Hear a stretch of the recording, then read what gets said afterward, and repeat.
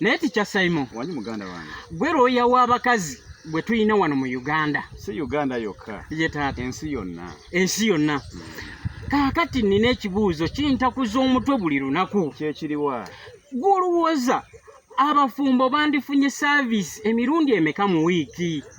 Service za mirundi mingi. Service kijogamba bera open. Taata wange, service gye njogerako yeyo mu kisenge. Totumye weesitukidde. Esebo. Kati mu nsi muno. Ekintu ekiyitibwa service y'omu kisenge. Ebiseera ebisinga kisinziira ku kabira kyoba ggwanga ki bye weepikira. Esebo. Omuntu yakwana omuganda gwe yawasa ne yawasa omugisu tojja mukompe yalinga ti kyekimu. Omuntu yawasa omusoga n'owembalala munywa mata tojja gamba nti kyekimu. Banjawulo. Omuganda omwana w'omuganda newe mala wiki nama nga tokonyeeko nga tokute ku maayi nenga sente weezi yalya pizza oyo talina buzibu. Omwana w'embalala bamanywa mataawo bamunywa mataawo yegwe n'ogenda n'omwayi dakiika 2 zokka n'okonkona bukonkonyi ajaga bugambi mwa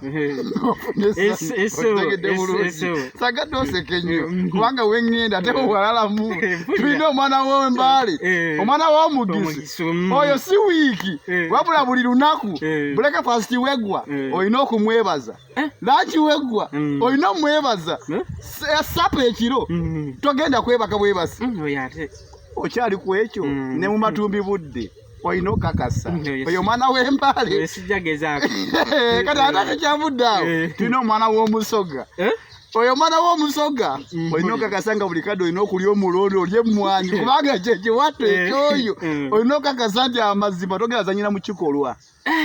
Omwana w'emusoga yene buli lunaku olina okakasa nti omuwa service ate omuwa service si ssaawa si ddakiika making sure nti kitonyeze beere ssaawa 3 si kumusaasira awo kuba kusiba bw'oba yagala okunyweza omwana w'omusoga olina okakasa wogambira mu dakiika 5 dakiika 10 dakiika 3 bamupasudde kati obanga oyagala okutegeera ekituufu sinzira ku mukazi gwe wawasa ojja kutegeera nti tikyasalimu yaŋŋamba omusoga olina okufungiza ow'embaala omugisu olina kutoba saate omuganda oba kakaweweevu bwekyabanga alya pizza ne chipusi otalina nnyo buzibu noono omwana munyamata ow'embalala oyo dakiika 2 zokka konkona ajagamba